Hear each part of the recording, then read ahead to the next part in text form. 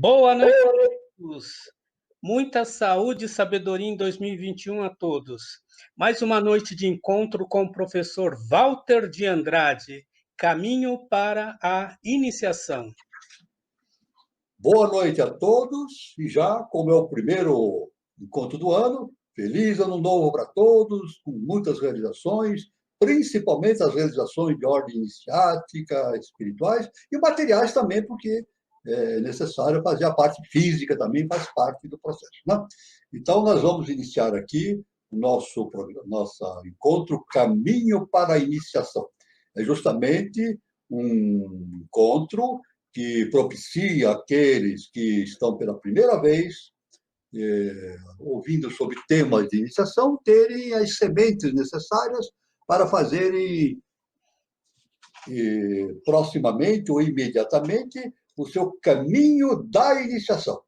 O caminho da iniciação, então, sempre repetindo, deve ser feito numa escola iniciática que siga rigidamente os padrões e os conceitos da ciência, da filosofia ou a ciência iniciática das idades, né?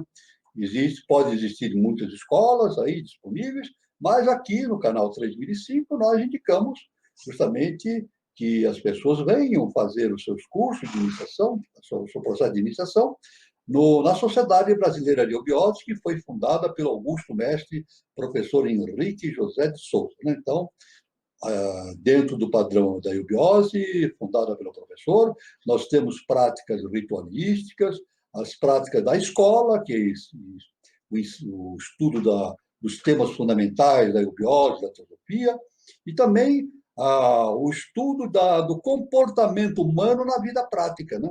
Então, nosso mestre chama a tríplice iniciação eubiótica: o templo, a escola e o teatro.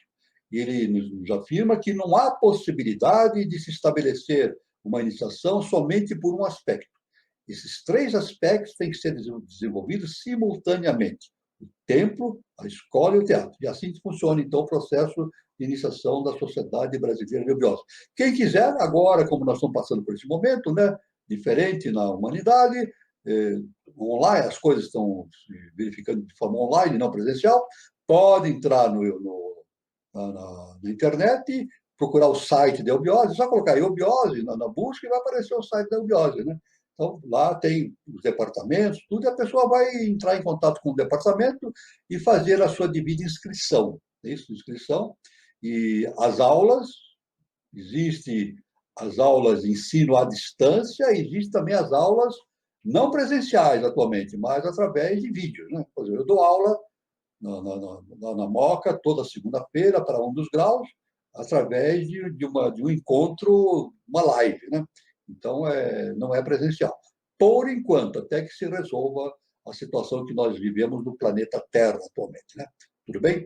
Então, eu devo dizer, então aqui eu quero também lembrar, né, que em janeiro desse ano eu lancei esse livro aqui, A Aurora dos Deuses no Braço de Órion, né? Dia 22 de janeiro, vai fazer um ano que eu lancei, isso? Então eu convido a todos que tiverem interesse a adquirir o livro. Para adquirir o livro é só adquirir através da Amazon. E aqui na própria tela existe a indicação. É só clicar aí, né, ou guardar o endereço para futura compra, né? Pode ser a aquisição pode ser do livro físico, que a pessoa vai receber pelo correio, evidentemente, né? Ou então através de e-book. Ela adquire o direito de ler o livro através de e-book, né? Um livro digitalizado, através da Amazon. Então, está aí embaixo a indicação da Amazon. Tudo bem. Então, nós vamos reiniciar aqui, com a graça de Deus, 2021, os nossos temas centrais, né? Sobre eubiose e teosofia, né? Inicialmente, eu quero dizer o seguinte, fazer um comentário, né? Que toda a nossa linha de desenvolvimento desses estudos segue fielmente aos ensinamentos de HPB, Helena Petróleo Blavatsky e do professor Henrique de Souza. Porque a nossa linha de iniciação é essa, né? É claro que Helena Petróleo Blavatsky e o professor Henrique de Souza são universalistas, né? dentro da eubiose, né, e dentro da teosofia também, estuda-se todas as religiões, todos os aspectos, todos os grandes mestres e condutores da humanidade que trouxeram seus ensinamentos, né? Então, não é algo assim focado numa só linha, não. É uma linha, a linha é fidelidade à ciência iniciática das idades. Mas estudamos tudo. E é necessário estudar tudo. Né? Então, por isso que eu digo que aqui no nosso encontro, nós procuramos seguir fielmente a linha de exposição dos temas conforme consta dos trabalhos de Helena Petrolio Blavatsky e do professor Henrique da Souza.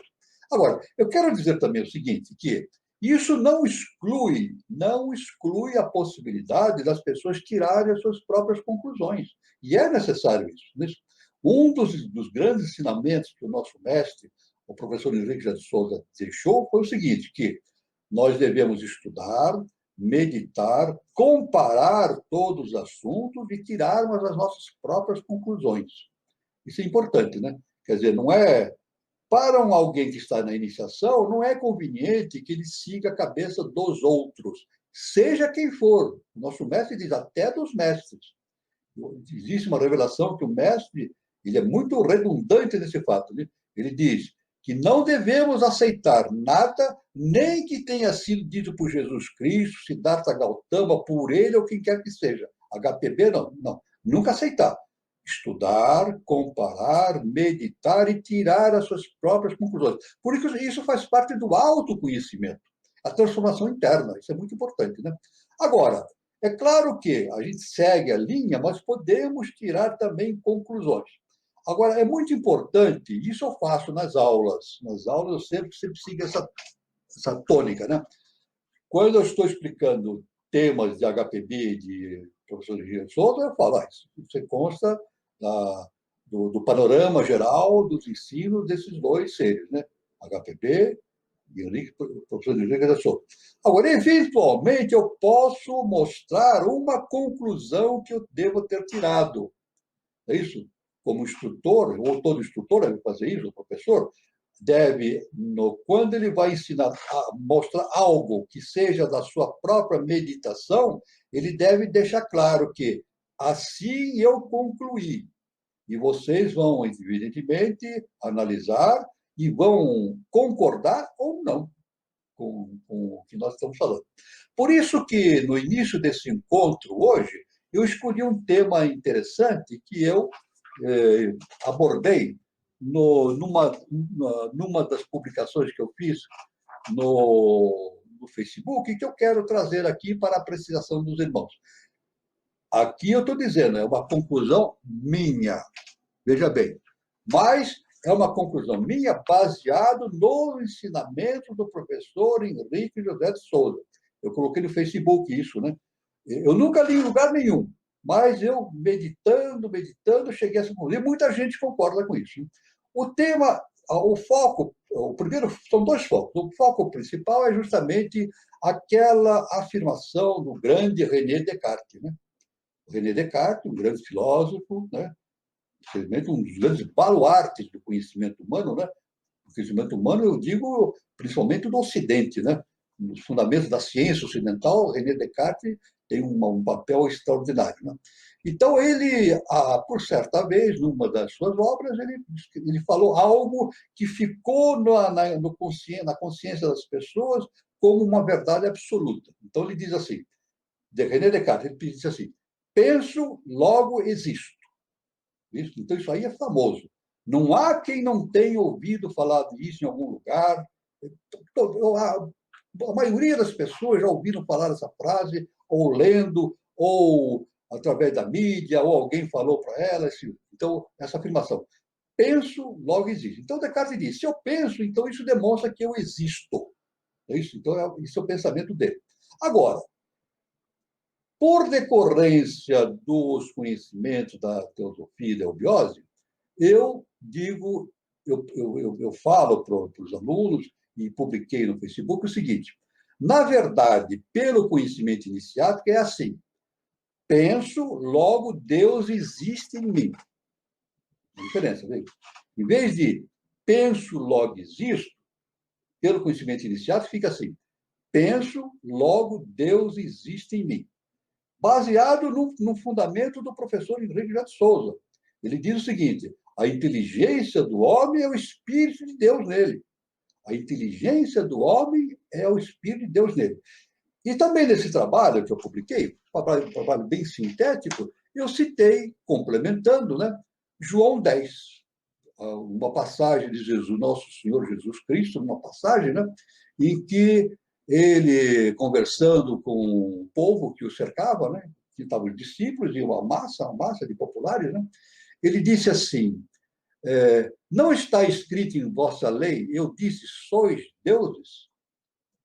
Por quê?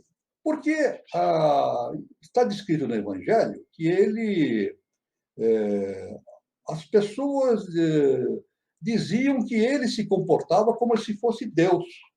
É isso? Ele se comportava como se fosse Deus. É isso? E eles achavam isso uma coisa absurda. Isso. Então ele estava dizendo isso, né? Que ele não estava afirmando, não era a afirmação dele. É isso? Então, em João 10, isso que eu falei, de João 10, 34. Em João 10, 37 a 38, então está escrito da seguinte maneira: afirmou Jesus: se não faço as obras do meu Pai, não me acrediteis. Mas se faço e não me credes, crede nas obras, para que possais saber e compreender que o Pai está em mim e eu estou no Pai. Veja bem que interessante, né? Então ele disse. E ele cita, então, que o que ele fala está no Salmo 82. Ele próprio afirma que ele não inventou nada. Isso está no Salmo 82. É isso? Então, da mesma forma, Jesus disse assim: fareis o que eu faço e muito mais ainda. Né? E afirmava também, constantemente, ele dizia: não sou eu quem faço as coisas, é o Pai que faz por meu intermédio. E a verdade é essa: nós não fazemos coisa alguma, nós somos veículos do eterno, da divindade. E devemos ser veículos cada vez melhores para, como nosso mestre diz, para realizar a obra do eterno na face da terra. Então, isso é muito importante, este. Então, em João 10, né, o Jesus fala assim: eu e meu Pai somos um. É isso? Os judeus, então, pegaram, o povo que o rodeava, né? Então pegaram em pedras para o apedrejar. Eles ficaram bravos, né? Quando ele falou que ele e o pai eram um só, né? E pegaram em pedras para apedrejar. Então responderam Jesus: tenho-vos mostrado muitas obras boas procedentes de meu pai. Por qual destas obras me apedrejais? Então, ele estava dizendo que ele estava cumprindo as obras do pai, ele não estava inventando as coisas. Né? Então, o povão que o rodeavam disseram para ele: não te apedrejamos por alguma obra boa, mas pela blasfêmia, porque sendo tu homem, te fazem Deus a ti mesmo. É isso? Então, eles disseram, né? Essa blasfêmia, né? Acusaram Jesus que ele era, sendo homem, ele fazia dele mesmo um Deus. Né? Então, placidamente, com muita tranquilidade, Jesus então respondeu. Respondeu Jesus: não está escrito em vossa lei, sois deuses? Está escrito, Salmo 82. É isso? Então, o Salmo 82, eu vou ler o Salmo, vamos ler o Salmo 82. Salmo 82, de 1 a 8. Versículo de 1 a 8. Deus está na congregação dos poderosos, julga no meio dos deuses. Até quando julgareis injustamente e aceitareis as pessoas dos ímpios? Isso, o Salmo 82, né? Fazei justiça ao pobre e ao órfão, justificai o aflito e o necessitado. Livrai o pobre e o necessitado, tirai-o da mão dos ímpios. Eles não conhecem, não entendem, andam em trevas, todos os fundamentos da terra vacilam. Eu disse, Salmo 82, eu disse, vós sois deuses e todos vós, filhos do Altíssimo. Veja só, vós sois Deus, filhos do Altíssimo, mas vós sois Deus, porque somos feitos à imagem e semelhança de Deus. Ora, se somos feitos à imagem e semelhança de Deus, nós temos Deus em nós. E claro, somos as vozes do Altíssimo, quando assim nós cumprimos a nossa missão como perfeitos veículos da divindade, né? Então, aí continua o Salmo, no 82. Todavia morrereis como homens, e caireis como qualquer dos príncipes. Levanta-te, ó Deus, julga a terra, pois tu possuís todas as nações.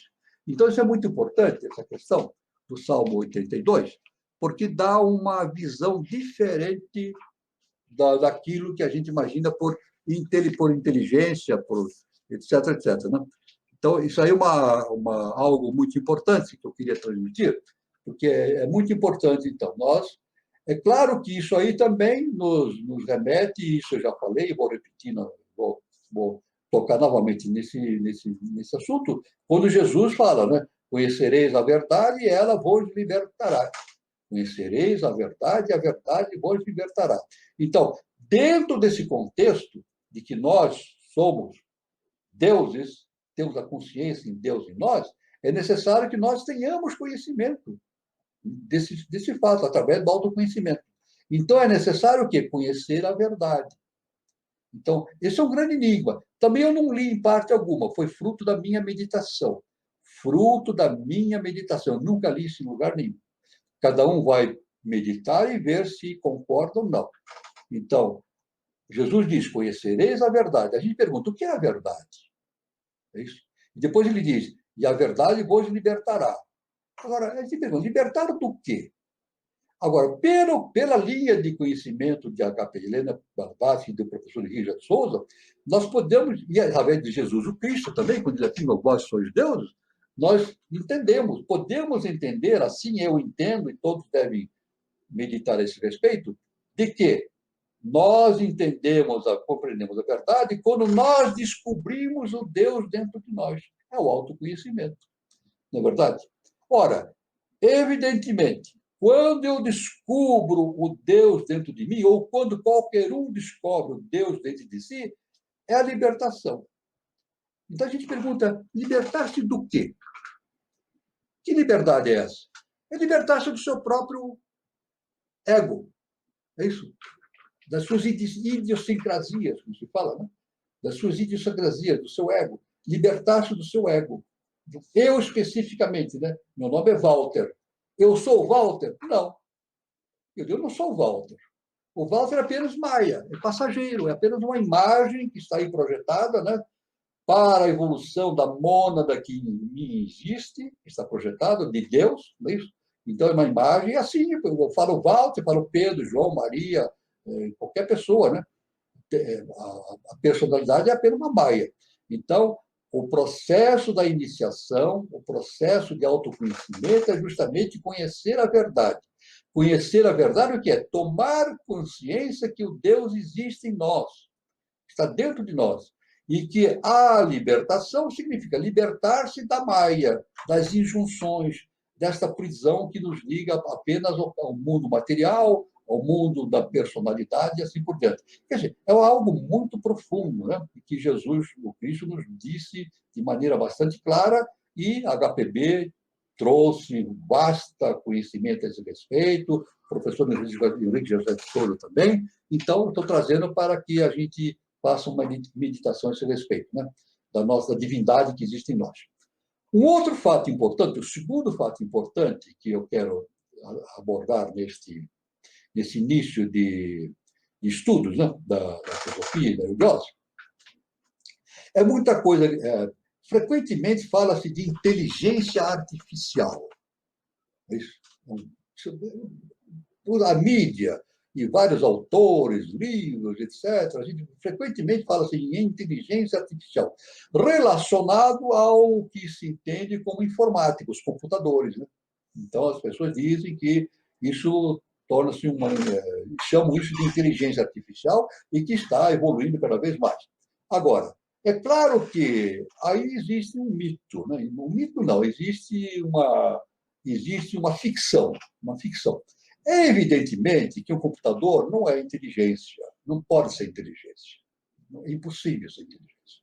E a tal ponto que, isso eu vou desmistificar, isso é uma conclusão minha, utilizando os processos da teosofia e da eubiose. É isso?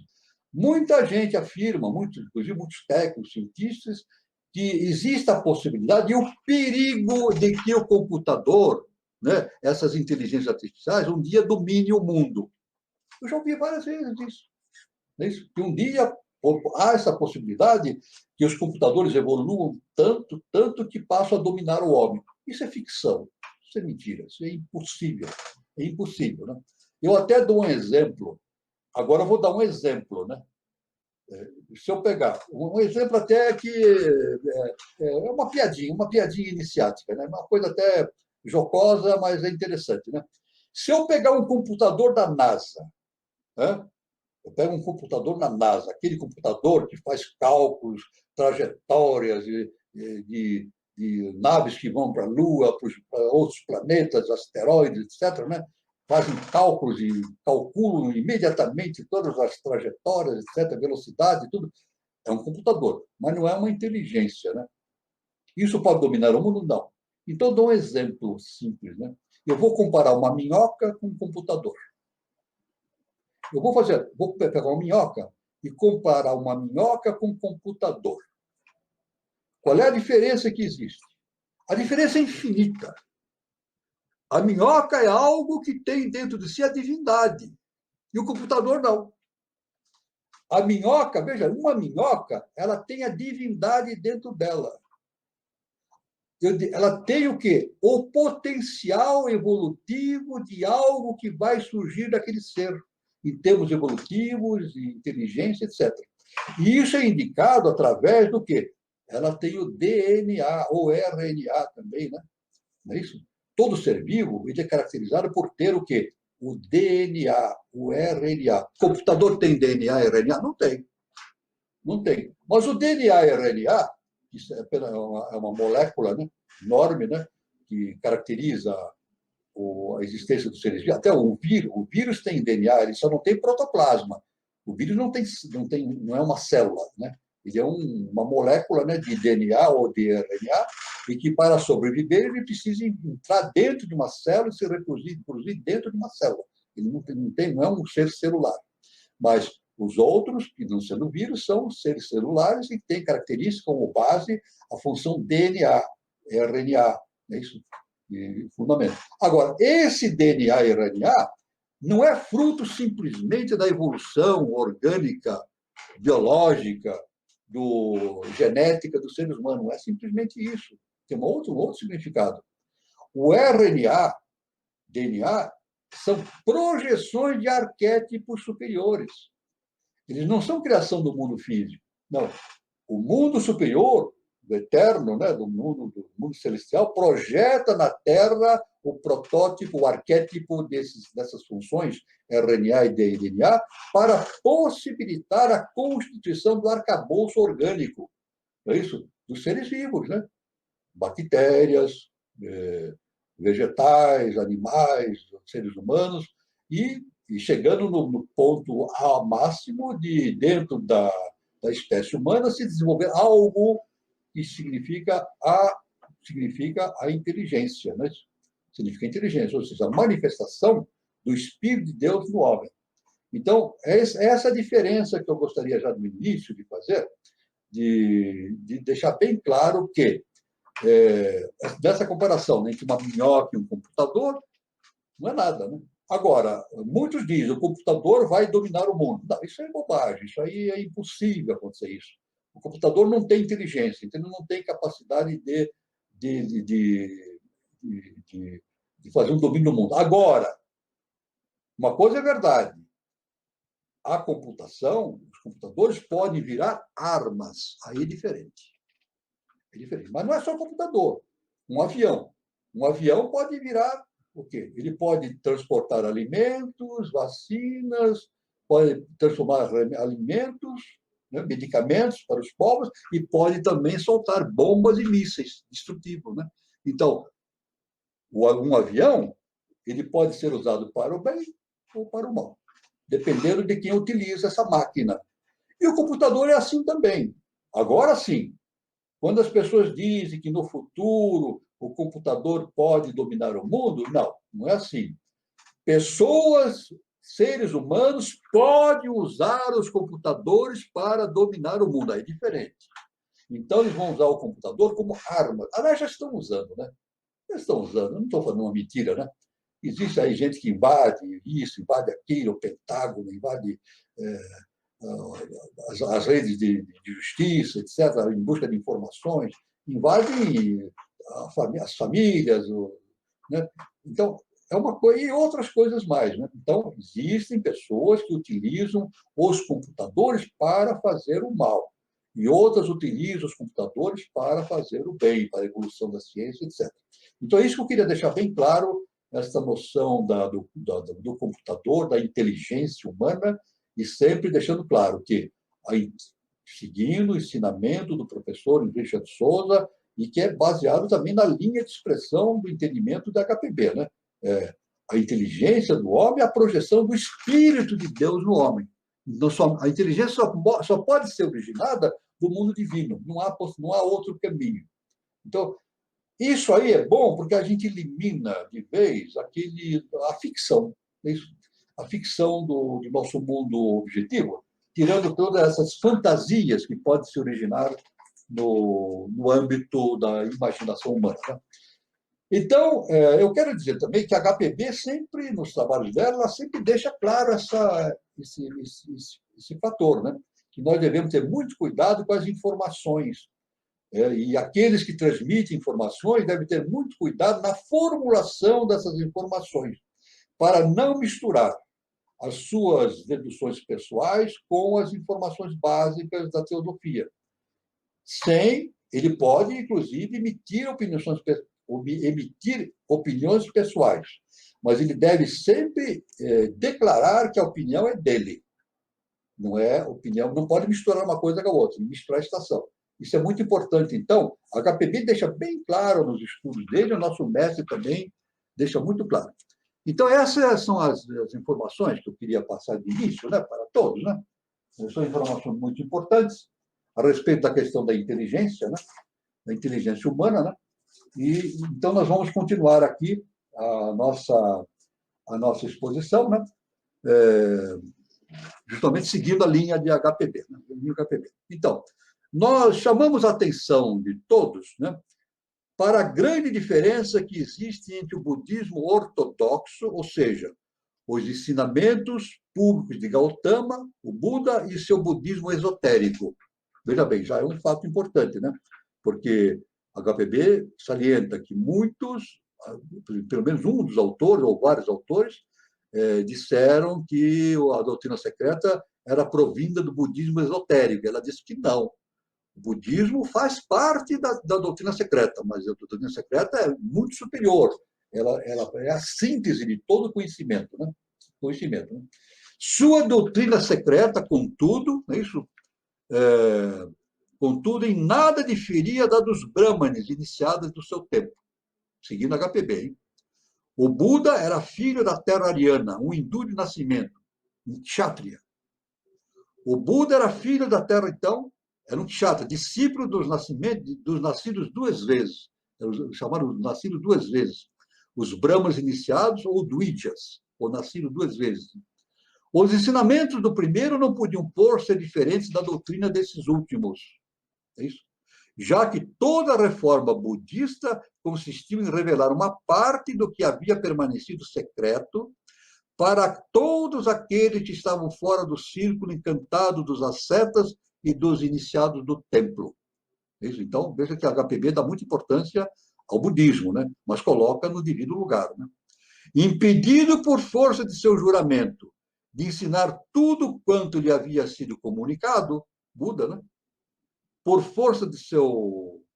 E embora anunciasse uma filosofia formada com a tessitura da verdadeira ciência esotérica, Buda não apresentou ao mundo senão o corpo material e externo dessa filosofia, reservando a alma para os seus eleitos.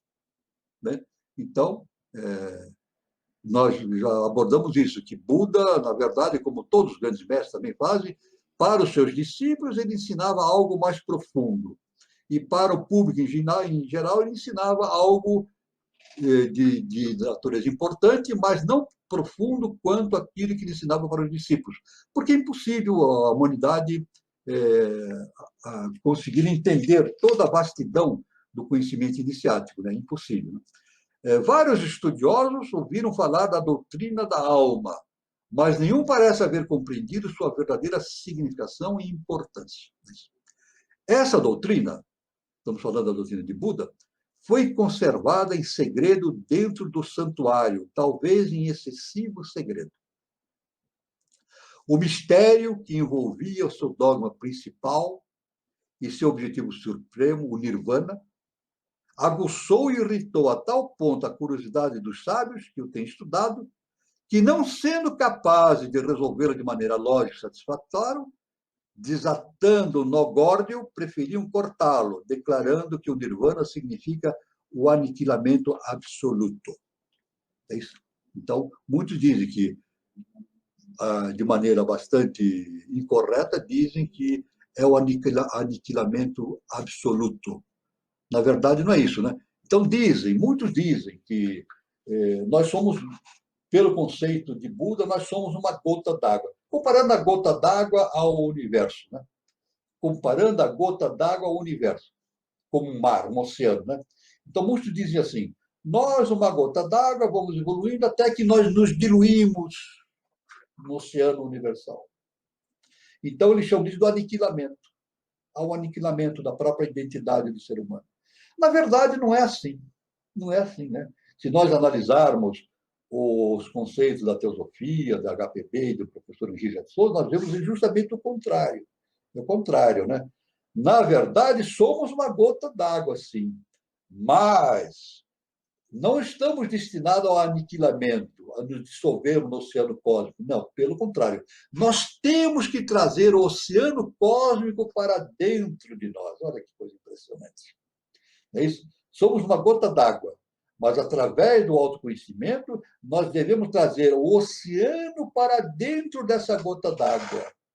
É Deus, como nós falamos inicialmente. Então, nós nos tornamos, vamos dizer assim, nós somos deuses, mas aí nós estamos conscientes dessa divindade que existe em nós. Então, o budismo, como a HQB fala, que muitos pregam que é o aniquilamento, não é realmente. Isso é uma falsidade muito grande se falar que é o aniquilamento, né? Aliás, existe até uma história muito interessante, né? De um sábio ia andando pela praia, né? E é uma história, é um mito, né? Existe um sábio ia andando por uma praia e tinha um menininho bem pequenininho, na areia, um buraquinho na areia, é isso? E o menininho com uma conchinha, ele ia jogando a água dentro daquele buraquinho. Pegava a água do mar, da zona, e ia jogando no buraquinho, na areia. Então o sábio perguntou assim para o menino, mas o que você está fazendo? Por que você fica assim, permanentemente com essa concha d'água, jogando a água dentro do buraquinho? Aí o menino falou, não, eu vou colocar o oceano dentro desse buraco. Aí o filósofo ficou abismado. Mas, cara, como é que esse menino tem essa ideia, né? Mas depois, meditando, ele verificou que ele teve uma revelação muito importante naquele momento, né? Aquela criancinha colocando a água com uma conchinha dentro daquele buraquinho, era justamente o trabalho que nós temos que fazer. Ele tirou essa conclusão. Foi uma revelação que ele teve no processo iniciático dele, né?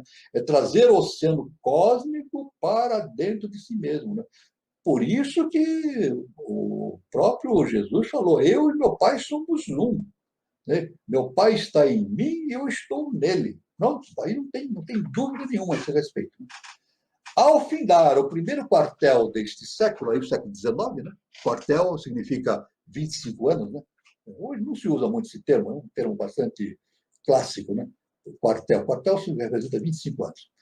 Então, ao final os primeiros 25 anos deste século XIX, que está sendo referido, apareceu no mundo uma classe especial de literatura cujas tendências se foram acentuando mais nitidamente de ano em ano.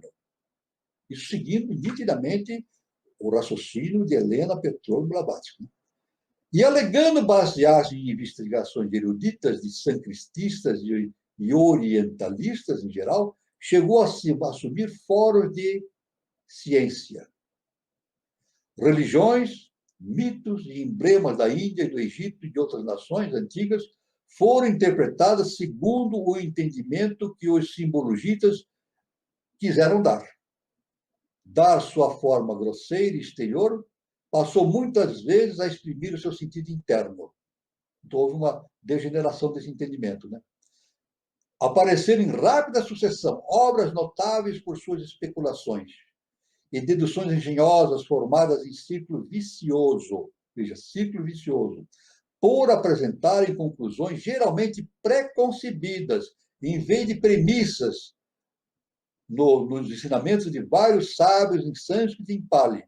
E assim inundaram as bibliotecas com dissertações muito mais sobre o culto fálico e sexual que sobre o verdadeiro simbolismo e contradizendo-se umas com as outras. Então, a HPB ela dá um alerta, né? Já no início, no último quartel, né? Nos últimos 25 anos do século XIX, né? Então, ela afirma que muitas obras foram publicadas não para esclarecer, mas para confundir, inclusive misturando nesses mitos os cultos de natureza fálica e sexual, e que realmente acabou pervertendo o sentido inicial do conteúdo iniciático a que se propuseram os mestres, né? Então, esta é uma advertência muito séria que a HPB faz a respeito de se manter a integridade do conhecimento iniciático. E é por isso que nós não, os mestres afirmam, o nosso mestre afirma, que é necessário que alguém que esteja a caminho da iniciação encontre uma escola que seja fiel ao conhecimento iniciático, porque tem muitas deturpações no conhecimento iniciático que pode levar o indivíduo a um caminho não válido, não adequado no seu processo iniciático. Aliás, se ele entrar por esse caminho, ele jamais vai atingir o caminho iniciático, ele vai apenas ficar envolvido em maias, em preconceitos, em ideias variadas, que não iniciáticas, e acaba, então, deturpando e prejudicando o seu caminho, né? Essa é, talvez, a razão porque se permite que hoje venha à luz, após milênios de silêncio e do mais profundo segredo, os lineamentos de algumas verdades fundamentais da doutrina secreta das idades arcaicas. Então, isso que a BP fala, né? É por isso que os mestres trouxeram de forma uma enxurrada de conhecimentos na doutrina secreta, justamente para preservar esses conhecimentos. Agora, é claro que esses conhecimentos que foram trazidos para a face da Terra não veio da cabeça de seres humanos, simplesmente, não. Vieram da cabeça de seres supra-humanos, super-humanos, de mestres.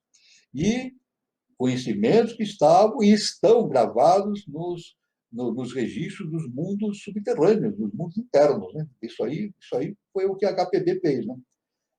Então, ela diz que o HPB mencionava de propósito algumas verdades, entre aspas, né? Pois o que ainda se deve permanecer em silêncio não caberia em uma centena de volumes como esse que ela está se referindo, né? Nem pode ser comunicado à presente geração de saduceus, ou seja, de pessoas que não entendem, não conseguem entender, né? Então, isso aí, então ela diz que tem uma limitação do conhecimento, né? Apesar de haver uma grande tendência da lei universal de trazer o conhecimento, é necessário que esses conhecimentos sejam dosados. E o nosso mestre cita isso como a tônica do ciclo, né?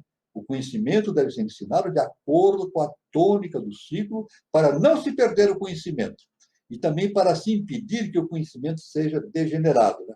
Mas o pouco que agora se divulga é ainda preferível ao silêncio total acerca dessas verdades vitais. HPB, então, veja bem, apesar da enormidade da doutrina secreta, a HPB ainda considera que é pouco, o conhecimento ainda é pouco. É uma coisa impressionante. Apesar da vastidão que existe na doutrina secreta, nas suas obras, ela ainda considera que é muito pouco. É claro, considerando o universo como um todo, né? É uma partícula, uma gotinha d'água, né, do universo, né? Mas ela diz que, mesmo assim, é, é, é bom que isso aconteça, que mesmo que se dê pouco, mas se dê conhecimentos que venham a alimentar o conhecimento profundo desse conhecimento esotérico. Né? Eu vou passar aqui a palavra para o nosso irmão Carlos Nascimento, para as suas considerações, né? Para enriquecer essa exposição que nós estamos falando, de maneira muito interessante. Né? Interessante, digo, pelo fato de ser a fonte de origem Helena Petrovna Blavatsky. Pois não? Então, professor, pegando o apanhado desde o início, como o senhor colocou, né, a gente se identifica com Deus através do nosso pensamento, através da nossa inteligência. Né? Nós somos uma inteligência divina, a gente atrai essa ideia divina através da nossa inteligência para realizar aqui na face da Terra. E quando o senhor fala em Jesus, naquele período, a gente percebe que Jesus colocava isso para a gente o tempo todo, né? Que Deus está em nós, que a inteligência divina está em nós, e ao longo desses 2000 anos, o que a gente viu é que se criaram um monte de crenças para apagar isso, né? E divulgar outras coisas, né, professor? Exato. E Helena Blavatsky vem no século XIX trazer um conhecimento amplo, novo, né? E a gente vê, professor, no século XX, várias novas igrejas surgindo, né? Com uma roupagem nova, mas na verdade traz as mesmas crenças antigas, né? Que não evolui, parece que vem escravizar a humanidade, né? E nesse sentido, professor, o Eduardo Nunes ele faz um comentário aqui para a gente, né? Ele entende que todas as grandes religiões mantiveram, ao mesmo tempo, uma ordem iniciática para cuidar de ensinamentos e práticas esotéricas. Né? É como se existisse duas igrejas dentro de uma só. Sim, é verdade. Nós devemos considerar que as igrejas, veja bem, as igrejas, elas. Vamos fazer uma distinção. Existe a igreja, qualquer igreja, existe o ser humano. É sempre assim. Existe uma corrente de filosofia, existe o ser humano. Isso aí o nosso mestre fala. Normalmente, e os grandes mestres falam, normalmente o ser humano acaba degenerando o conhecimento. Né? A igreja acaba. Isso aconteceu no catolicismo, né? Aconteceu no catolicismo, né? Jesus, o pensamento central é de Jesus, mas a Igreja Católica, não a Igreja Católica, não estou falando de Igreja Católica. A Igreja Católica é uma coisa santa, santa, não é isso? Os católicos que sigam o caminho, a Igreja Católica é algo santo, fundada por seres de hierarquia. Mas os seres humanos que lá viveram, né, fizeram guerras, fizeram inquisição, fizeram perseguições, coisas bárbaras, né? Mas não é a igreja, é o ser humano. E outras tantas igrejas acabam isso. Até nas escolas iniciáticas, veja bem, até nas escolas iniciáticas existem pessoas que podem agir de maneira não iniciática. Mas não é pela escola iniciática, é pelo ser humano. Então é preciso ter um cuidado muito grande. Isso aí a gente percebe através deste embate entre a personalidade e a individualidade. Não é isso? Temos o centenário, né? A tríade superior e o quaternário. Então, o que acontece quando predomina o pensamento do humano é o quaternário que predomina, é a individualidade. Então, tudo que se faz é visando satisfazer interesses pessoais, de grupos, não é verdade? E etc, etc. Né? Para satisfazer a personalidade. Quando a religião, de verdade, ou qualquer movimento espiritualista, tem que seguir os parâmetros da tríade superior, né? da individualidade, e manter-se fiel a isso. Né? Isso é muito importante. Mas na humanidade nem sempre é possível. No budismo também houve uma degeneração. Né? Houve uma degeneração. Houve um ser Tsongkhapa que ele veio fazer justamente a regeneração do budismo. Né? O budismo, ele veio num momento para trazer, e conseguiu realmente trazer uma versão superior, né? Para conduzir o budismo para a sua verdadeira essência, porque ela havia se degenerado. Não é o budismo que se deixou, os seres humanos que estavam ali que degeneraram. E dentro do catolicismo também, né? A Igreja Católica é santa, mas seres humanos colaboraram com o desvirtuamento de comportamentos que não são adequados ao Cristo, né? É impossível nós termos Inquisição baseada em Jesus Cristo. É um absurdo que Jesus Cristo iria aprovar que se torturasse, se matasse. Jesus é perdão, é amor, perdão. Não tem nenhum significado. E teve um ser que veio fazer a regeneração. A lei colocou Francisco de Assis. Isso é citado. São Francisco de Assis, a lei colocou ele no caminho da Igreja Católica e ele veio e vivenciou na face da terra o comportamento de Jesus o Cristo. Então, ele deixou essa sua marca, justamente para fazer a regeneração desse comportamento desviado dos maus católicos, né? E ele tinha uma vivência tão grande com Jesus Cristo que a gente sabe pela história, né, que conta, ele tinha até os estigmas de Jesus, né? Ele tinha nas mãos e nos pés, de tanta ligação que ele tinha com Jesus, que nas mãos e nos pés ele tinha as chagas de Jesus Cristo que sangravam, né? De tanta empatia que ele tinha com Jesus Cristo. Ele veio justamente para fazer esta renovação. Isso acontece frequentemente na história da humanidade, né? Por exemplo, Akhenaton veio para corrigir os desvios que aconteceram no Egito, né? Assim como Tsongkhapa, assim como Francisco de Assis e outros tantos, né, que vêm justamente para trazer uma versão mais atual, né, verdadeira dos ensinamentos. Assim, a HPB também, ela surgiu, e o Espiritismo também, né? Começando pelo Espiritismo, sem preconceito nenhum, né? Allan Kardec veio com essa missão de trazer essa noção da espiritualidade que foi perdida quando o positivismo se espalhou pelo mundo, né? Ah, Deus não existe, positivismo, né? Tudo que tem que ser feito é a experiência científica, a inteligência humana que resolve, mas inteligência humana que eles indicam é a inteligência que eles acham que é da personalidade. A personalidade não tem inteligência. Isso. E se não tem inteligência, isso. Ela tem um mental concreto, que é justamente é que nem um computador, ele vai repetindo fatos, né? Repetindo fatos, simplesmente. A inteligência vem de cima, né? Justamente. Então, tanto que a HPB ela não disse que trouxe, ela foi veículo desse grande caudal de conhecimentos que ela trouxe através dos mestres, justamente no século XIX, para dar um baque, né? Um tranco, né? Nessa tendência materialista, né?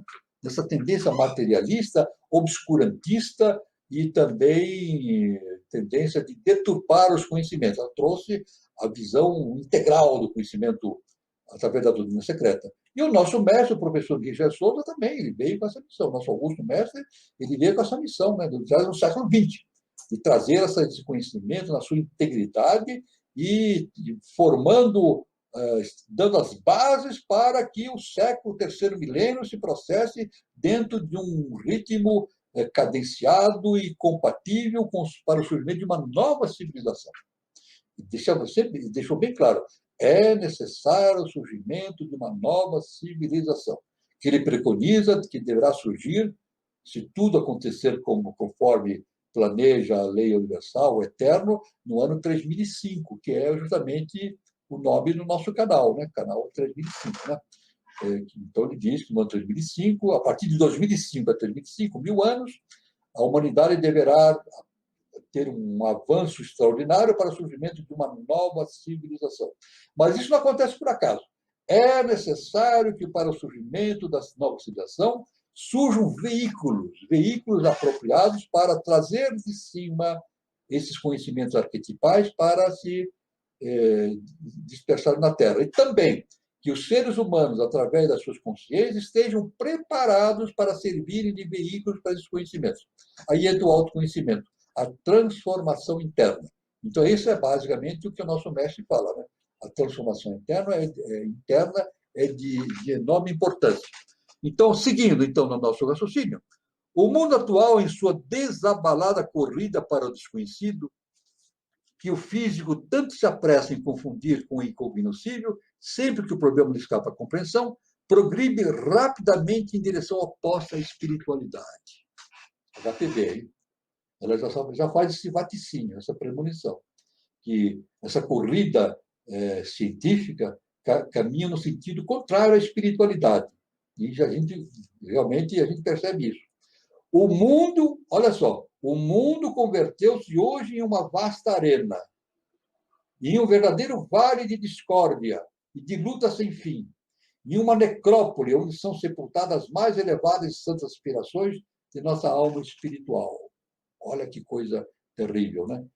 Isto aqui falando dentro de uma observação do século XIX. Veja bem, século XIX. Não estou falando do século XX, isso aí é a opinião da HPB no final do último quartel, último 25 anos do século XIX. Agora, muito pior ainda, né? No século XX houve um avanço extraordinário da ciência e um avanço muito grande do materialismo, né? Uma tendência ao materialismo muito forte que impregna todo o comportamento humano, né? Então, a HPB fala que esta alma se atrofia e paralisa, cada vez mais em cada geração nova. Olha a premonição que ela fala. Ela diz que a cada geração, realmente há um atrofiamento desta alma superior a cada geração. Os amáveis infiéis e consumados libertinos da sociedade de que fala autores, muito pouco se interessam pelo renascimento das ciências mortas do passado. É verdade. Muitos negligenciam, abandonam, dão desprezo ao conhecimento do passado e dizem que o que vale é o conhecimento científico do presente e assim por diante, né? Mas existe, olha só, mas tem uma informação importante da HPB, mas existe uma nobre minoria de estudantes sérios e entusiastas que merecem aprender as poucas verdades que hoje lhes podem ser oferecidas. E agora, muito mais que há 10 anos, quando surgiu a obra Isis sem véu, ela cita, né? Ou vieram a público as últimas tentativas para explicar os mistérios da ciência esotérica. Então, ela diz que, apesar de todo esse movimento obscurantista, já no século XIX, e agora muito mais no século XX, né? Existem grupos de seres interessados em manter esse conhecimento vivo. É isso. Eu diria, em linguagem moderna, eu diria que é uma elite. Elite. A elite espiritual do planeta. Existe uma elite espiritual no planeta que trabalha incessantemente para manter esse conhecimento vivo na consciência das pessoas. Apesar do sentido destrutivo que existe em todos os momentos para acabar com essa possibilidade. E hoje, no Ocidente, nós vivemos hoje, o nosso mestre diz que o Ocidente é a base do desenvolvimento da nova civilização. Ele deixa bem claro. Não que o Ocidente seja melhor do que o Oriente, não. Não é o Ocidente é melhor do que o Oriente, não. O Ocidente tem a função. É uma posição funcional do Ocidente estabelecer as bases para a nova civilização. Assim como o Oriente estabeleceu as bases no passado, agora o Oriente estabelece as bases. Porque é o roteiro de Isis, né? É o caminho de Isis do Oriente para o Ocidente. Isso é ensinado pela Eubiose, né? E pela teosofia também, né? O caminho das sub-raças, da raça ariana, do Oriente para o Ocidente. Então, vai vindo, até chegar, passa do Oriente Médio, chega no Ocidente. As grandes navegações, etc. Então, o Ocidente tem essa missão precípua de formar as bases para a nova civilização. Tanto que o nosso mestre diz, a luz está no Ocidente. A luz está no Ocidente. E, corroborando aquilo que a KPB falou já no século XIX, no finalzinho do século XIX, diz que existe uma corrente muito forte contra esse processo evolutivo, muito mais agora no século XX. E, indiscutivelmente, isso não há o que se negar. Dentro do processo que nós temos hoje no mundo, existe forças terríveis para quê? Para destruir o Ocidente. Veja bem, eu estou falando isso. Baseio no professor Henrique de Souza. Existem forças antievolutivas terríveis que tentam destruir o Ocidente. Destruindo o Ocidente, destrói essa possibilidade da evolução humana para uma nova civilização. Porque é do Ocidente que surgem as possibilidades, as potencialidades para um novo ciclo. Não é o Ocidente, simplesmente. O Ocidente tem a função de fazer a fusão. Fusão dos dois hemisférios. Olha só que impressionante, hein? O Ocidente, a cultura ocidental. Não estou dizendo a cultura ocidental científica ou simplesmente científica, acadêmica, não. A cultura ocidental espiritual tem a função de fazer a junção, de fazer a união de tudo aquilo que está no Oriente com o Ocidente.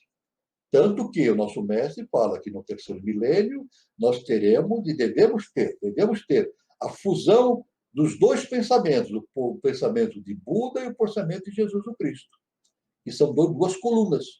Não é isso? Jesus, o pensamento, o lado Bhakti, o amor, né? E Buda, Jnana, conhecimento. É o conhecimento e o amor. Duas colunas do processo evolutivo humano.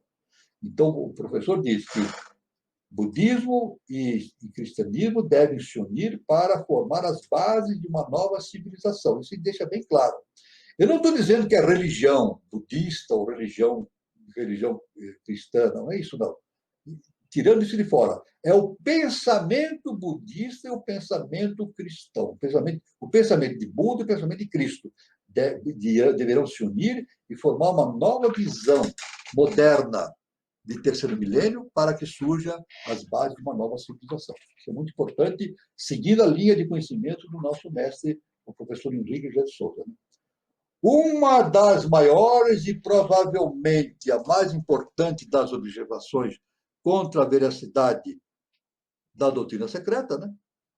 E a confiança que deve inspirar, manifestar-se-á no que se refere às instâncias preliminares. Ela fala das instâncias. Né? Como comprovar as declarações nelas conhecidas?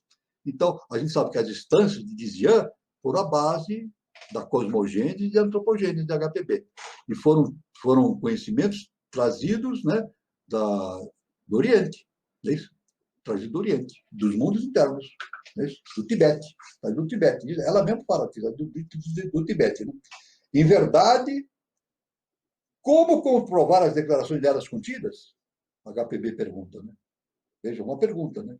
Em verdade, se grande parte das obras sânscritas, chinesas e mongóis citadas nesses volumes são conhecidas de alguns orientalistas, a obra principal, aquela da qual foram recolhidas as instâncias, não figura em nenhuma das bibliotecas europeias. Olha que impressionante. As instâncias de Dizian, século XIX, a HPB já afirma, as instâncias de Dizian não constam de nenhuma biblioteca do mundo ocidental. Nem podia, porque são conhecimentos vindos dos mundos internos. É isso? Para o ciclo atual. É isso? Para o ciclo atual, do Tibete. Então,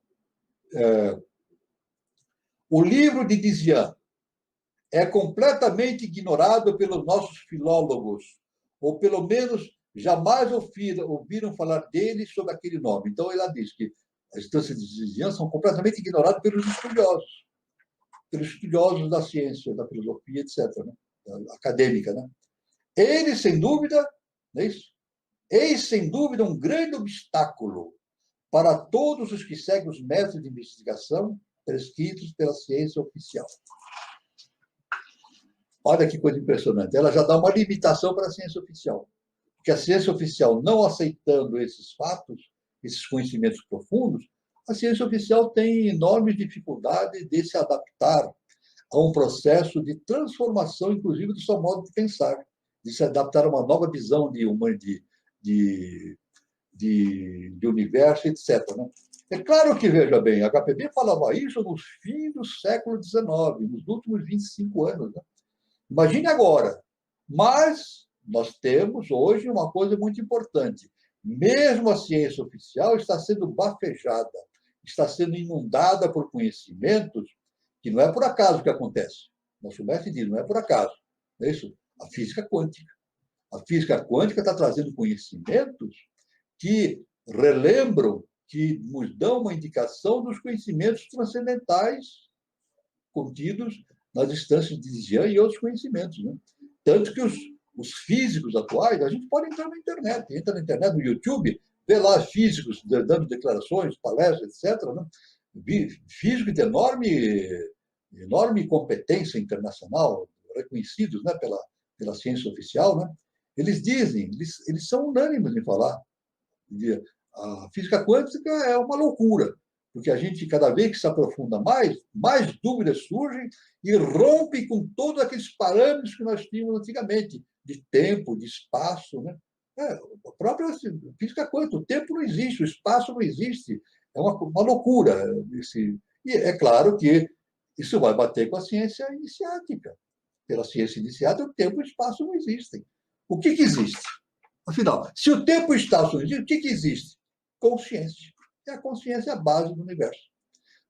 A HPB diz, tudo tem consciência, desde o mineral até a divindade. É isso que separa.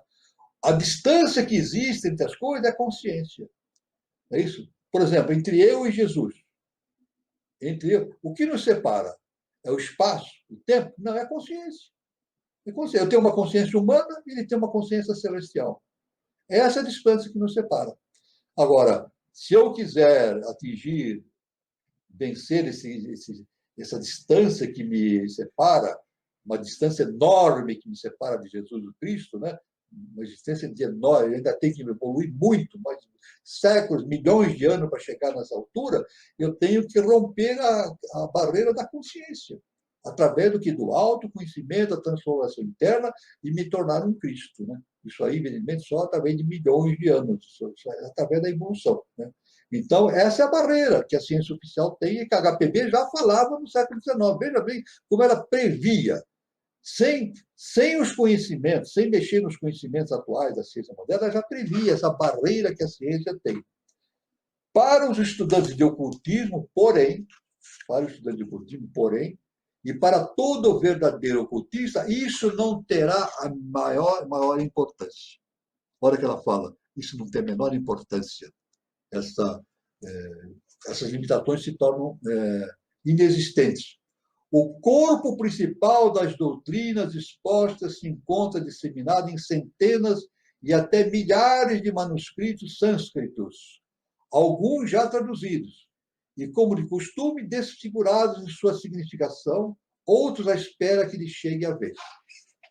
Então, isso não tem a menor importância, porque ela diz que muitos discípulos sabem que existe disseminado pelo planeta muitas informações, muitos conhecimentos vindos dos mundos internos, e que a gente precisa tomar cuidado com aqueles que estão desfigurados pela ação irresponsável de seres que agem pelos seus interesses próprios, particulares, e dando vazão e dando valor à sua própria personalidade e não à individualidade.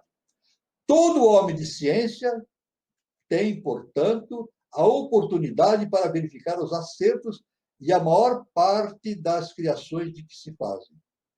Isso ela faz. Então, ela diz, é importante que todo homem de ciência tenha a possibilidade de entrar nesse conhecimento iniciado. Basta querer. Agora, se ele não quiser, é claro que é impossível. Impossível de dizer. Né? Isso aí, evidentemente, é claro que entra, em grande parte, a questão da intuição. Né? E eu já citei isso aí, eu sempre cito. Né? A intuição é algo que não é aceito pela ciência oficial. E a intuição é verdadeiramente um caminho de conhecimento importantíssimo para o autoconhecimento, a intuição. Mas a intuição é rejeitada pela ciência oficial. Né? Se algum cientista disser que atingiu um determinado conhecimento pela intuição, ele vai ser ignorado e até vai ser motivo de zomba. Vão zombar desse cientista quando ele fala em intuição. E, na verdade, não é. A intuição é um mecanismo de conhecimento importantíssimo. Né? Então, alguns fatos novos, né? Novos unicamente para o orientalismo profano, assim como certas passagens dos comentários, cuja fonte será difícil de identificar. Vários ensinamentos, além disso, só foram até agora objeto de transmissão oral. Em todo caso, porém, existe referência a eles nos volumes quase inumeráveis da literatura dos tempos bramânicos, chineses e tibetanos. Apenas para completar esse fato, eu quero dizer o seguinte, uma importante informação, que até o século XIX, muitos estudiosos iam ao Oriente, estudavam esses escritos famosos do Oriente, mas consideravam esses escritos como se fossem apenas hinos ritualísticos. Não são hinos ritualísticos, são muito metafóricos, são muito emblemáticos, são apenas simbologias, etc. E não é. A partir do século XX, não. Muitos orientalistas começaram a ir para o Oriente e trazer estudos importantes, né? E dando significado importante de que esses escritos que lá existem contam fatos ligados à ciência oficial também. Isso? E transcendentais, ligados à transferência de consciência através dos planetas do sistema solar. Existe lá indicações profundas, e transmigrações de consciências através dos planetas e assim por diante, né? O que nós mais perto conhecemos é a transmigração da Lua para a Terra. Né? Isso aí a HPB fala, o professor fala, né, que nós não somos da Terra, nós viemos da Lua. Né? Nós somos consciências transmigradas da Lua. Né? Então, nós somos ETs. Somos ETs. Né? Viemos da Lua. Isso aí, tudo está. Alguém inventou isso? Não. Alguém está lá registrado nos conhecimentos iniciados da Índia, e que no século XIX não se entendia, mas muitos estudiosos do século XX começaram a apresentar nesses conhecimentos e trazer para a nossa atualidade de conhecimento no Ocidente, né? E a partir, é claro, a partir dos trabalhos de Helena Petrovna Blavatsky. O nosso irmão Carlos Nascimento, se quiser fazer algum comentário, por favor, para enriquecer. O professor, é muito interessante isso que o senhor colocou em termos Se tiver perguntas aí no ar, pode fazer também. Viu? Tá. É muito interessante isso, a gente perceber, né, que no Oriente a espiritualidade surge lá, né, com a Índia, com a China, né, com mesmo o Oriente Médio, os persas, os hebreus e tudo mais. E o materialismo ela surge no Ocidente, né, com a Revolução Industrial e tudo mais, que vem para a América, Estados Unidos, e a gente percebe que inverteu as coisas, né? Hoje o Oriente está mais materialista, mais industrial, né? A gente vê a China querendo atingir a onipotência econômica no mundo, né? Então, eu acho que é percebível, né, que o Ocidente ele está mais espiritualizado, né? E por que isso coloca, né? Coloca em xeque as nações materialistas, as nações industriais, né, professor? E também por que existe esse embate? E a gente vê que eu acho que a única chave para equilibrar tudo isso realmente é através do conhecimento quântico, né? Através dessa união da ciência com a inteligência quântica, né? É verdade. Bom, a verdade é o seguinte, que pelo conhecimento iniciático nós sabemos que o que tem no Oriente passou, já foi importante. Isso é muito importante. Então, veja bem, a pessoa diz assim, eu vou para a China, vou para a Índia, porque eu vou obter conhecimentos importantes lá, porque é necessário ir. Não é verdade. Aquilo já passou. O que está registrado é importante, mas a tônica já não é mais oriental, no sentido, eu estou dizendo no sentido de função. Não estou dizendo que estamos rejeitando o Oriente, no sentido funcional. O sentido funcional é o Ocidente. É a vez do Ocidente mostrar o trabalho. É a vez do Ocidente mostrar o trabalho. E nós vemos no Oriente um materialismo muito forte. Né? A China, por exemplo, é impressionante o materialismo dela. Sempre foi, né? Mao Tse-tung também. Né? Mao Tse-tung, nós sabemos, ele matou 70 milhões de pessoas, né? na Revolução Cultural, né? Chamaram Revolução Cultural, que matou 70 milhões de pessoas. Pode se imaginar isso? Isso é evolução ou isso é evolutivo ou anti-evolutivo? Uma revolução cultural que mata 70 milhões de pessoas. Não tem nada de evolutivo nisso, né? Claro que não. Pode ser kármico, né? Mas isso não bate com aquilo que a China pregava desde os tempos remotos, né? do conhecimento iniciático, e a Índia, etc., etc., né? Então, tanto que eu vi Agni, representa o fogo da luz solar, o Agni, né? E uma vez eu estava vendo, há muitos anos, eu estava vendo uma reportagem eles estavam lançando um foguete, né? Não é foguete interplanetário, não. É um foguete que poderia ter na sua ogiva uma bomba nuclear, uma bomba de alto poder destrutivo nuclear. Isso. Então, eu assisti essa numa das emissoras aqui no Brasil, a reportagem desse lançamento, né? Mas a reportagem em si não me causou espécie nenhuma, não me causou nenhuma preocupação. O que me causou preocupação é o nome do foguete. Sabe como é que se chamava esse foguete? Agni. Agni. Agni, que é a luz do sol, né? A luz que o nosso mestre tanto fala, Agni, a luz solar, a luz da divindade, justamente estava o nome de um foguete que servia para lançar ogivas nucleares de alto poder destrutivo. Aonde? Na Índia. Isso. Então, foguete produzido pela Índia. Então, não bate, né? Não bate, né? Não bate com aquilo que a Índia já ensinou, né? Então, há uma defasagem realmente importante nesse processo de materialista, né, do Oriente, né? E no Ocidente nós também temos essa tendência, né? Nós temos uma tendência muito forte de materialização, de materialidade, através da ciência oficial. Felizmente, o professor diz que nada acontece por acaso, a própria ciência está recebendo choques, impulsos, que não é por acaso, né? Através da física quântica, né? Mostrando que não é bem assim. Existe algo que transcende o conhecimento da ciência, e a ciência vai ter que modificar as suas bases de conhecimento. Inevitavelmente, a ciência vai ter que mudar suas bases de conhecimento para se tornar uma ciência digna de um terceiro milênio, uma nova civilização. Isso já está acontecendo. No meio, eu já vi, existem cientistas, né, que estudam os processos astronômicos, etc., né,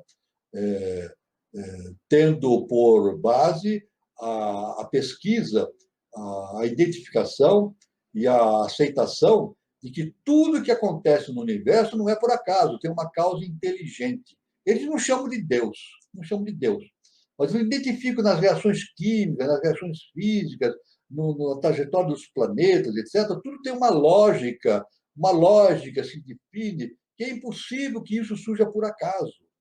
Não é possível que tudo que seja perfeito surja por acaso. A gente pode conceber isso? Que a perfeição dos movimentos cósmicos, de tudo, surgiu por acaso? Isso podia ser uma desordem completa, né? Poderia ser uma desordem completa, como deveria acontecer com todas as coisas, né?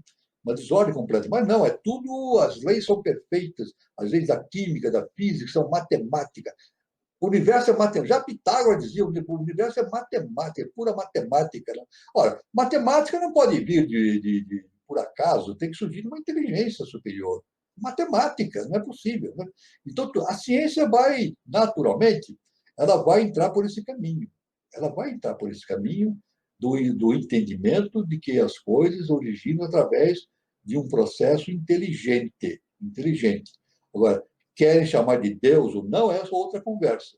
Mas, se no princípio das coisas, se na base das coisas se considerar que existe uma inteligência que a tudo predomina, então já é um grande passo para o conhecimento que nós devemos obter para desvendar os mistérios do universo. Se tiver alguma pergunta, irmão, não sei se tem alguma pergunta a mais. Veja aí. Então, professor, hoje o pessoal está calmo, está tranquilo, acho que foi por causa das festas. O pessoal está agradecendo muito, viu, professor? O pessoal está agradecendo pelo conhecimento passado aqui pelo senhor, pelo canal 3005, né? E tem muita gente, tem gente do Sul, tem gente do Sudeste, tem gente de Recife, lá do Nordeste, tem irmãos de norte a sul, leste a oeste. E eles estão parabenizando pelas palavras, professor, pelo conhecimento, pela disposição que o senhor tem de passar todo esse conhecimento aqui para a gente. Exatamente. Eu quero, então, eu selecionei aqui duas ensinamentos do professor Henrique de Souza, que base É, justamente tirado aqui do Pequeno Oráculo, né? Eu vou dizer essas duas informações de Pequeno Oráculo, que são muito importantes e que se enquadram perfeitamente dentro desse tema que nós estamos abordando, né? Aqui o item 167 e 168 do Pequeno Oráculo, né? 167, o professor nos diz o seguinte: estamos vivendo no século da luz. Olha só, hein? Estamos vivendo no século da luz. Não se deixe arrastar por ilusões. Raciocine imparcialmente, nada aceite sem entender. Se não compreender alguma coisa, não a rejeite imediatamente. Procure estudar profundamente o assunto.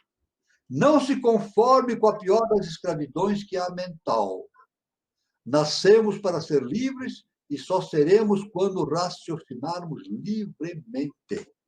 É uma coisa impressionante. Em poucas linhas, ele nos dá esta. É o Cristo. Conhecereis a verdade e ela vos libertará. Então, na verdade, o que ele está dizendo é que libertar-se de nós mesmos. Na verdade, dos nossos raciocínios rotineiros, fechados, da nossa estrutura personalística, né? E não aceitar nada que não passe pelo nosso raciocínio, pelo crivo do nosso entendimento, pela nossa análise e assim por diante. Isso é muito importante. Isso significa autoconhecimento. É o caminho da iniciação. Isso é muito importante. E mais, o item 168, aí ele fala de uma maneira mais profunda a respeito do comportamento. Né? Ele fala: plante as sementes de bondade e do amor, mas não se preocupe com os resultados futuros. Ajude e passe adiante. Lance as sementes ao solo e deixe que cresçam e frutifiquem. Aguarde o tempo, mas por enquanto plante as sementes da bondade e do amor por onde quer que você passe. Veja bem. Então, são duas maneiras de entendimento do mestre, justamente através do conhecimento, né? Vencer as nossas limitações. Mas também, em paralelo, o amor universal.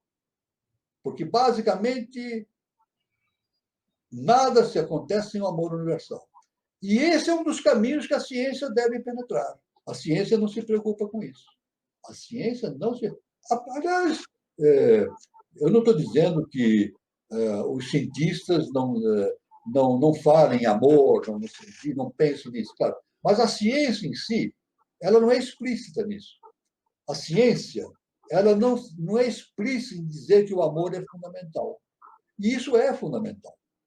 Vai chegar um momento em que a ciência oficial ela vai dizer que o conhecimento, assim como o nosso mestre nos ensinou, o conhecimento é importante, mas também o amor é importante para manter esse equilíbrio entre amor e conhecimento, né? Isso é muito importante. A ciência vai passar por esse caminho. Isso é muito importante, esse entendimento, para que as futuras gerações caminhem decididamente nesse processo de transformação planetária, né? Isso, e para o surgimento de uma nova civilização. Se tem mais algum comentário? é, Ou alguma informação que tem aí do canal 3005, talvez você tenha. isso, professor. Eu tenho a informação seguinte: as nossas rodas de conversa de terça-feira só serão retomadas no dia 26 de janeiro, tá? 26 de Então, janeiro. nesta terça-feira agora não tem, então só retorna no dia 26. Então, o Então, nosso próximo encontro é no próximo sábado, né, não vai professor? ter dia 12 nem 19. Vai ser Isso, dia 26 de janeiro. terça-feira, né? Isso, Então, nosso isso. encontro é dia 16, nós vamos ter aqui. Continuamos todo sábado. Isso. No dia 16, no sábado, a gente retoma todo esse conhecimento. E Perfeito. foi muito proveitoso se eu fechar com os ensinamentos de JHS. E desde pequeno, professor, eu nunca concebi, né, uma evolução no ser humano sem o amor e a sabedoria. Então, Exato. então eu acho que a tônica que a gente tem que carregar para o resto da vida é esse, amor, sabedoria. Exatamente. Essa é a conclusão que nós chegamos aqui Hum. da nossa. Desde o início nós falamos, né? Vós sois deuses, né? Jesus falando, vós sois Exatamente. deuses. Então, a tônica da nossa sequência foi justamente essa, né? A Isso. manutenção do conhecimento e sempre a necessidade do autoconhecimento na base de entendimento que nós somos Deus, esquecidos, mas temos a divindade em nós. E, portanto, a ciência tem que ter por base também o amor universal. Isso aí, a ciência vai ter que abordar, vai ter que entrar por esse caminho. Né? Uma ciência amorosa, uma ciência amorosa. É claro que uma ciência amorosa não vai admitir bombas atômicas, não vai admitir guerras, armas de destruição em massa, ou não, nem massa, nem individual. Né? Então, vai ter uma transformação muito grande da ciência trabalhando pelo amor universal. Vai ser um grande passo da humanidade, conforme o nosso mestre indica, né? E que a humanidade entenda isso e siga esse caminho, pelo terceiro milênio. E como a gente já está chegando na hora de encerrar, eu quero agradecer a participação de todos, a presença de todos e contar novamente com a participação de vocês no próximo sábado, tá? Eu quero ressaltar novamente, eu desejo um feliz 2021 para todos nós, muita saúde, muita sabedoria e amor também, no coração de todos. Uma boa noite e um bom final de semana. Luz, paz e amor para todos. Até o próximo sábado.